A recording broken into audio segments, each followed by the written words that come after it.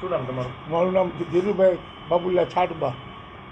શું પૂછો તમારી કંઈક જમીનની સમસ્યા છે, કબજો છે, ઉપયોગ તો શું હતું છે? અમારું મકાન ગુંદાવાલી પોલીસ ચોકી સામે આવેલું છે. એમાં અમે 65 વર્ષ ત્યાં રહી છીએ.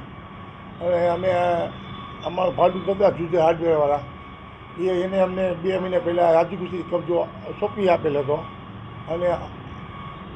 અને એમાં અમે તાળા મારેલા હતા, પણ અશોકભાઈ ડાંગર અને માણસો આવીને ધામધમકી સારી લઈ ગયા અને એને લોકો કબજો કરી લીધો સારી રીતનો. અને અમને ધમકી મારી છે બહુ. અને મારી આ મરણ મુની છે બધું આ સાહેબ. કોણ છે અશોકભાઈ ડાંગર? કોણ છે? એ યદુનંદવાળા છે, અશોકભાઈ ડાંગર. પૂર્વ મેયર હતા, પૂર્વ મેયર. અત્યારે ભાજપમાં છે એ શું? હા, તે ભાજપમાં આવ્યા 2 મહિના થયા અંદર. શું કહીને કબજો કર્યો છે એને દુકાનનો કબજો લઈ ગયો, મને ધમકી આપી અને ચાવી લઈ લીધી.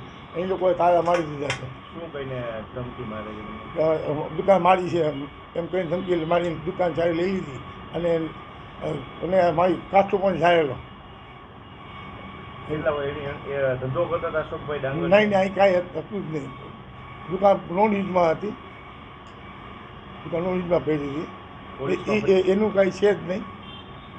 એમાં કોઈ આધાર નથી. કોઈ મારું ભાડું કંઈ નથી. આ માણસ એના કોઈ ભાડા છીટી નથી શેની.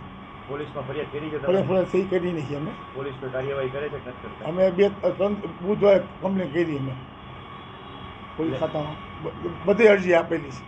પોલીસ કોઈ કાર્યવાહી કરે છે? એ અત્યારે હવે કાંઈ એવું નથી પોલીસ ખાતામાં અત્યારે. શું માનો છો તમારે? કઈ રીતે ન્યાય જોઈશે? કેવો ન્યાય? મારે સાહેબ મારો ન્યાય છે. મારી પાસે મરણ મૂડી છે. મારો રસ્તો નહીં કાઢ્યો તો હું આત્મવિલોપન પણ કરીશ છેલ્લે. અમે બધા આત્મવિલોપન કરશું એની સામે.